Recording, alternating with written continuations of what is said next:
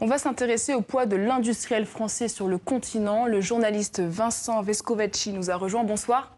Bonsoir, c'est Nicolas Vescovaci. Nicolas Vescovaci, pardon. Vous êtes l'auteur de l'ouvrage Vincent Tout-Puissant. Alors, on sait qu'en Afrique, plus de 90% des importations et des exportations se font par voie maritime. Les activités portuaires sont donc très juteuses sur le continent. Le groupe Bolloré détient seul ou contrôle en partie 37 ports en Afrique. Finalement, que pèse le marché africain dans l'empire Bolloré ? Alors, c'est à peu près 2,5 milliards d'euros par an sur 46 pays en Afrique. Ça correspond à peu près à 25% de son chiffre d'affaires pour le groupe Bolloré. Mais M. Bolloré a aussi des intérêts dans les médias en Afrique. Rappelez-vous, il a pris le contrôle de Canal+ en 2015.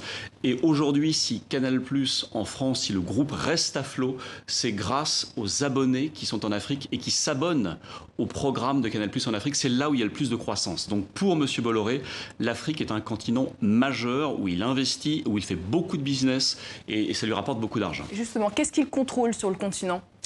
Il contrôle, c'est simple, vous l'avez entendu, évidemment des ports, mais il a aussi 3 concessions ferroviaires au Bénin, en Cameroun et en Côte d'Ivoire. Il a aussi à peu près 136 000 hectares de plantations qu'il ne contrôle pas directement, mais des plantations qui sont contrôlées par un groupe dont il est actionnaire, c'est le groupe Socfin.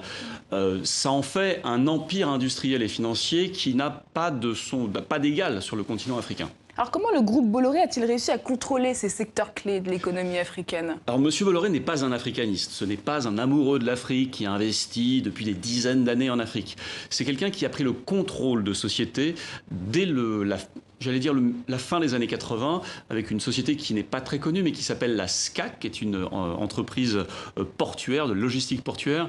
Il a ensuite investi dans une autre société qui s'appelle Delmas Vieljeux, et c'est grâce à ces sociétés qu'il a commencé à prendre pied en Afrique. Ce n'est pas du tout un amoureux du continent, c'est quelqu'un qui fait du business et qui a trouvé le continent africain comme un terrain de jeu. Alors ce n'est pas la première fois que Vincent Bolloré est soupçonné de corruption. Pourquoi, selon vous, est-il si critiqué sur le continent ? Parce qu'un homme aussi puissant, finalement, attire les critiques. Il est critiqué parce qu'il a une gestion autoritaire de ses affaires et qu'il a une relation très directe avec les présidents africains.